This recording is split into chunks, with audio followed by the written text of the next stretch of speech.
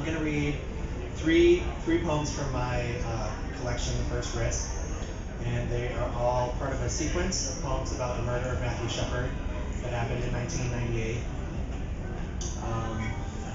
The first poem takes place on the same night that Matthew was murdered.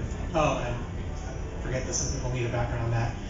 Matthew was a college student at the University of Wyoming who was lured from a bar by two men, beaten, driven to the outskirts of town, and tied to a fence and left to die. So this poem occurs on that same night with some other person whose fate ends a little differently. It's called It Was October. I was loved when I entered the bar, shivering in my thin t-shirt and ripped jeans, and I was loved when I left that place as though tied, tugged along at the wrist, with a man I did not know.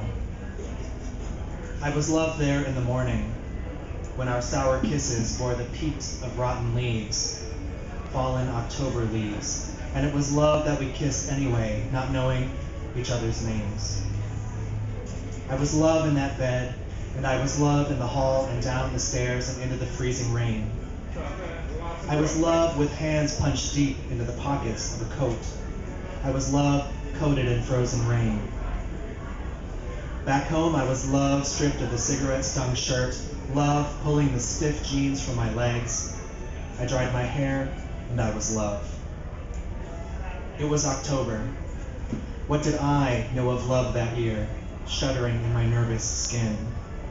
Miles away, the boy was lashed to a fence and shivering. Where that place turned red, and the ground soaked through with what he was, I was loved. What did I know of love then, but that it wasn't enough?